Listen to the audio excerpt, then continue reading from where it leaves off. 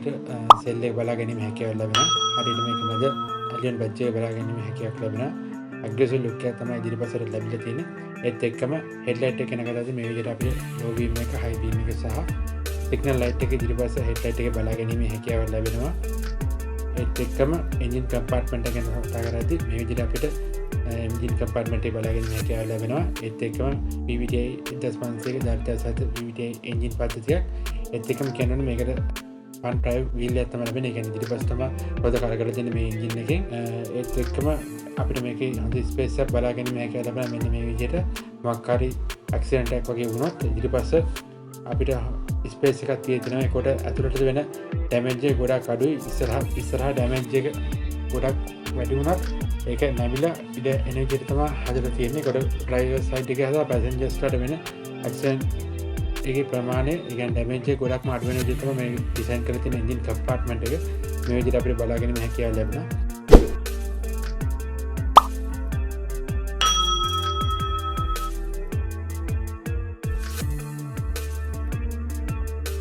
මෙන්න මෙතනින් තමයි අපිට බලාගෙන ඉන්න හැකියාවක් ලැබෙන්නේ. මේක chassis number එක. මේක පොඩ්ඩක් අමාරු අරින්න. මෙන්න මේක ඕපන් කරන් තමයි chassis number එක බලා ගන්න පුළුවන් වෙන වාහනේ. ඒත් එක්කම මෙන්න මේ විදිහට තමයි එන්ජින් එක සකස්ලා තියෙන එන්ජින් කම්පාර්ට්මන්ට් එක. හොඳ ඉඩකඩ සහිතව මෙන්න මෙතන ජොල බලා ගන්න පුළුවන්. අර ඉස්සෙල්ලා කිව්ව ස්පේස් එක පහසුවෙන් මෙතන අපිට මොකක් කර ඩැමේජ් එකක් වුණොත්, ඇක්සිඩන්ට් එකක් වුණොත් පස්සට එන ප්‍රමාණය අඩු කරන්න තමයි ඒ ඩැමේජ් එක මේ විදිහට ස්පේස් එක නිෂ්පාදනය කරලා තියෙන්නේ. මෙම රතවල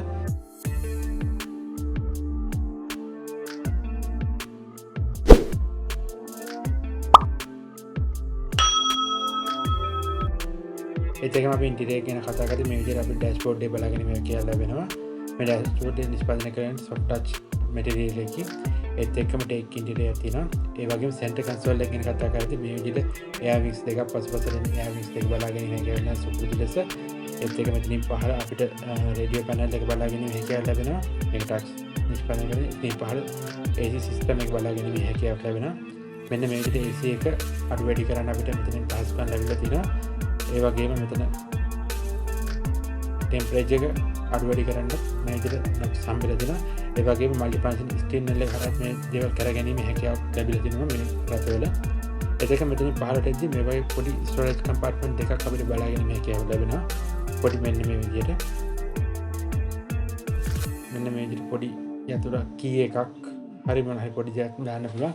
ඒ වගේම ලයිට් එක එන්නේ ඒ වගේ දේවල් තමයි මෙතන ස්ටෝරේජ් කම්පාර්ට්මන්ට් එක බලන්න හැකියාව. එතනින් පහළ ට්‍රාන්ස්මිෂන් සිස්ටම් එක අපිට ඔටෝ ජේ පද්ධතිය බලා ගන්න පුළුවන්. මෙන්න මේ විදිහට රිවර්ස් කරන්න, නියුට්‍රල් කරන්න, ටයර් පොසිෂන් එකට දාගන්න පුළුවන්. ඉතාම පහසුවෙන් මේ විදිහට කරගැනීමේ හැකියාව ලැබෙනවා. අතර කොටාම පහසු විදිහට තමයි ට්‍රාන්ස්මිෂන් සිස්ටම් එක මෙතන ලැබිලා තියෙන අපිට. ඒත් එකම ෂිෆ්ට් ලොක් එකක් ලැබිලා තියෙනවා. එතනින් පසුපසට එද්දී අපිට බලා ගන්න පුළුවන් තවත් ලොකු ස්ටෝරේජ් කම්පාර්ට්මන්ට් එකක්.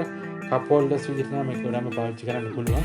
කප් හෝල්ඩර් විදිහට හෝ බොටල් හෝල්ඩර් විදිහට තමයි ගොඩාම පාවිච්චි කිරීමට මේ ස්ටෝරේජ් කම්පාර්ට්මන්ට් ලැබිලා තියෙන්නේ.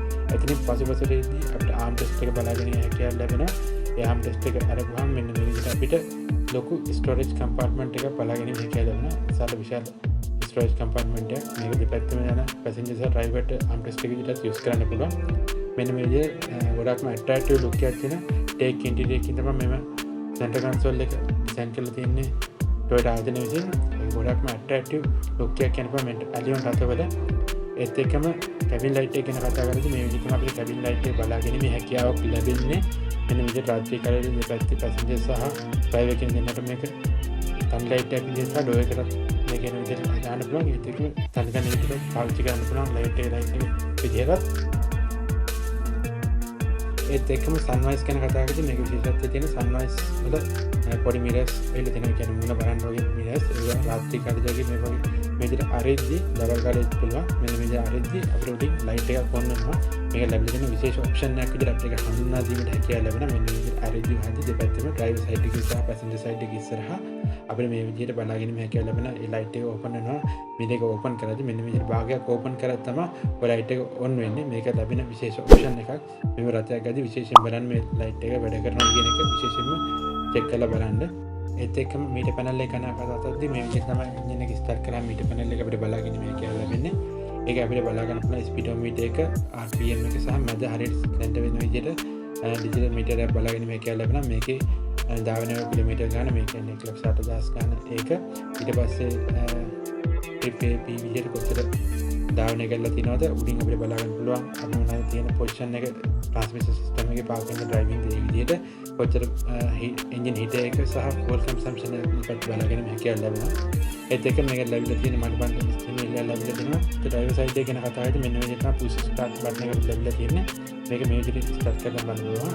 ඒත් එක මෙතන එහා පැත්තට අපිට බලා ගන්න පුළුවන් right mirrors. ඒ කියන්නේ mirrors option එක මෙන්න මේ විදිහට mirrors අපලන්න වහන්න ඔටෝ ඒ විදිහට අපිට හැකියාවක් තියෙනවා.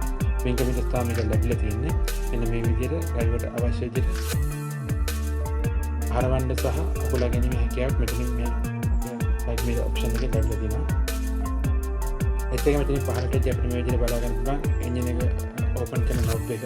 මෙන්න මේක ඕපන් කරලා තමයි එන්ජින් එක ඉස්සරහා අර ගැනීම තියෙන්නේ. එතනින් පහළට අපි බලන්න පුළුවන් ඇක්සලරේටර් බ්‍රේක් එක සහ හෑන්ඩ් බ්‍රේක් එක. අයිනෙම තියෙන හෑන්ඩ් බ්‍රේක් එක මේක ඔටෝජිය පද්ධතියක් ඉඳලා මෙන්න මේක විශේෂත්වය තමයි හෑන්ඩ් බ්‍රේක් කියන්නේ. මේක ෆුට් බ්‍රේක් එකක් විදිහට තමයි පල්ලෙහාට තද කරන්න ඉන්නේ. ඒත් එක මෙතන පොඩි ස්ටෝරේජ් කම්පාර්ට්මන්ට් එකක් තියෙනවා. තවත් මොන හරි ගෙනියන්න අවශ්‍යතාවයක් තියෙනවා. ටක් කරලා මෙතන දාන්න පුළුවන්. ඒ විදිහට තමයි ලැබිලා තියෙන්නේ. ඉතින් ඩ්‍රයිවර් සයිඩ් එකේ සීට් එක ගැට ගන්න එද්දි තමයි මේ විදිහට අපිට බලා ගන්න පුළුවන්. බූට් ඒරියා එක ඕපන් කරන්න සහ පෙට්‍රල් ටැංකිය ඕපන් කරන knob එක. මෙන්න මේ විදිහට මැනුවල් තමයි මේ 2008 රටේ අපිට බලා ගැනීම හැකියාවක් ලැබෙන්නේ. සීට් ඇඩ්ජස්ට් කරගන්න ලම්බේ සපෝට් වගේ දේවල් ලැබෙන්නේ නැහැ. මේ විදිහට ඉස්සරහට පස්සට normal අතින් තමයි මේක ස්ටාර්ට් කරලා ඉස්සරහට පස්සට සීට් ඇඩ්ජස්ට් කරගැනීම ලැබිලා තියෙන්නේ 2008 රටේ. මෙන්න මේ විදිහට වෙල්කම් නෝට් එකක් ඇලියොන් කියලා අපිට ලයිට් එකක් සමගෙන ඇලියොන් රටේ බලා ගැනීම හැකියාවක් ලැබෙනවා. ඒත් එක්කම ඩෝර් ගැන කතා කරද්දී මෙන්න මේ විදිහට ඩ්‍රයිවර් සයිඩ් එකකින් power shutter option එක බලා ගන්න පුළුවන්. ඒත් එක්කම ස්පීකර් එකක් සහ ඉරකට සහිතව අපිට බලා ගන්න පුළුවන් ස්ටෝරේජ් කම්පාර්ට්මන්ට් එක. ඒක පල්ලෙහාට එද්දි ලොකු ස්ටෝරේජ් කම්පාර්ට්මන්ට් එකේ තියෙන බෝඩල් හෝල්ඩර් එකක් පාවිච්චි කරන්න පුළුවන්. මෙන්න මේ විදිහට තමයි ලැබෙන්නේ. ඒ වගේම ඩෝර් එකේ ආම්රෙස්ට් එකක් විදිහට පාවිච්චි කරන්න පුළුවන්. පොඩි කොටසක් තියෙන මේ බලා ගන්න පුළුවන්. මේකේ ඩ්‍රයිවර්ට පුළුවන් සතරම මෙතන කන්ට්‍රෝල් කරන්න අරින්න වහන්න ඔක්කොම එතන පාස් කරන්න ලැබෙනවා. මෙන්න මේ විදිහට හොඳට ලං කරලා බලා ගන්න පුළුවන් මේ කොහොම විදිහටද මේ හෝල්ඩර්ස් ලැබෙන එක බෝඩල් හෝල්ඩර් එක මෙතන කියලා ලොකු බෝඩල් හෝල්ඩර් එකක් තියෙනවා. ඒ ලොකු ෆැසිලිටිස් තියෙන වාහනයක් විතර අපිට මේ ඇලියන් රටේ හඳුනා දෙන්න පුළුවන්. 2007 වගේ පොඩක් පරණ උනත් හොඳ පාසුවක් අද වෙනත් ලැබෙන වාහනවල ලැබෙන ඔප්ෂන්ම ලැබිලා තියෙනවා. පස්සේ සයිඩ් එක ගැන කතා කරද්දී ඉස්සරහා මෙන්න මේ විදිහට අපිට ටේක් ඉන්ටීරියර් බලන්න පුළුවන්. මෙතන එයා බෑග් එකක් ලැබිලා තියෙනවා. සබ් එයා බෑග් කියලා. මෙන්න මෙතන ඊට පස්සේ පල්ලෙහාට එද්දි ග්ලව් බොක්ස් එක ගැන කතාදී විශාල ග්ලව් බොක්ස් එකක් ඉදිරිය පස්සේ ලැබිලා තිනවා. මේක ගොඩක් ස්ටෝරේජ් කරගන්න පුළුවන් අවශ්‍යතාවයක්. ඒත් එක්ක මෙතනින් පහළට හොඳ ලෙග් ස්පේස් එකක් අපිට බලාගෙන මේකයක් ලැබෙනවා.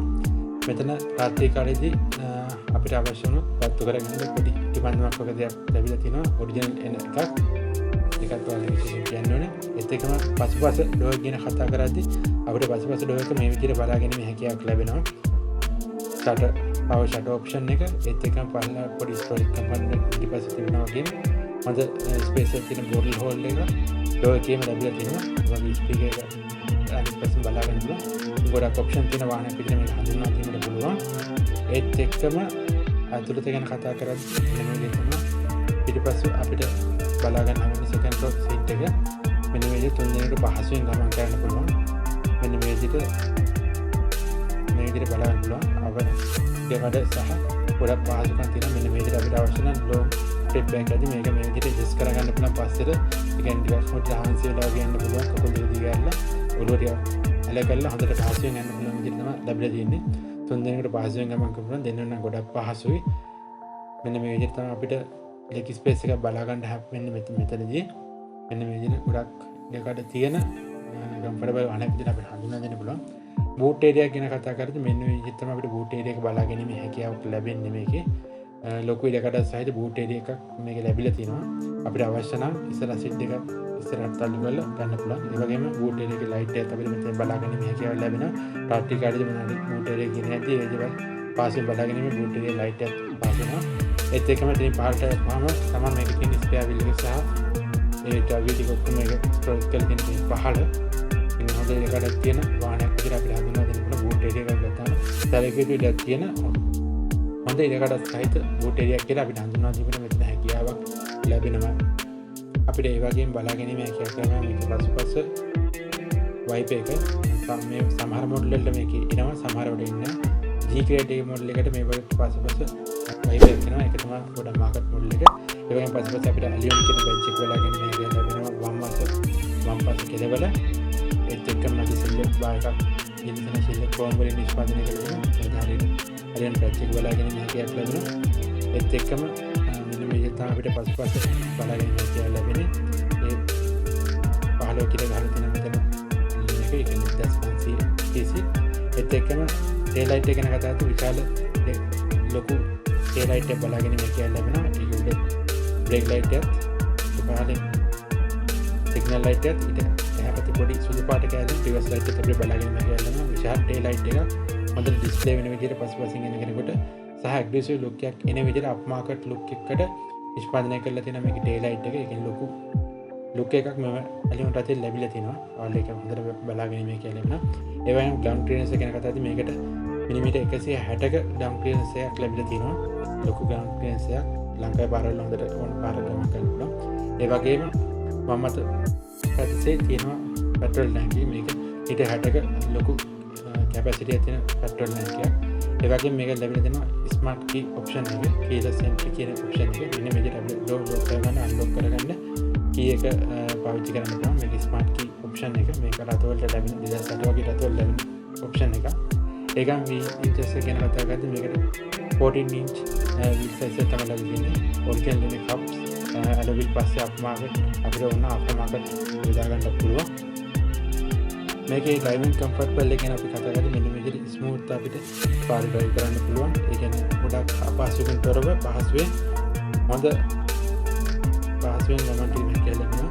වංගුසයිද පාර බෙන්වල පහසුවෙන්ම වාහනේ කිසිම අපහසුකමක් නැතුව හොඳ කම්ෆර්ටබල් එකකින් අපිට අඟට නොදැනෙන තරමේ පහසුවෙන් අපිට මේ වලතීමේ හැකියාවක් ලැබෙනවා. ඒ කියන්නේ පැසෙන්ජර්ස් වල කිසි අපහසුතාවක් කරව මෙන්න මේ විදිහට ලැබෙන ඇග්‍රෙසිව් ලුක් එකක් තියෙන රටයක් අපිට හඳුනා ගන්න පුළුවන්. Toyota Allion 2008 කියන රටේ G grade රටය. අද අපි රිවිව් එක සඳහා තෝරාගෙන තියෙන Toyota Allion කියන රටය. මෙම රටය ගැන කතා කරද්දී ලෝක ප්‍රසිද්ධ Toyota Carina කියන රටේ නිෂ්පාදනය කිරීම අවසන් කිරීමත් සමග ඒ වෙනුවට 2001 දෙසැම්බර් මාසයේ ලෝකයේ වෙළඳපොළ නිකුත් කරපු රටය විදිහට මෙම Toyota Allion රටය අපිට හඳුන්වා දීමට පුළුවන්.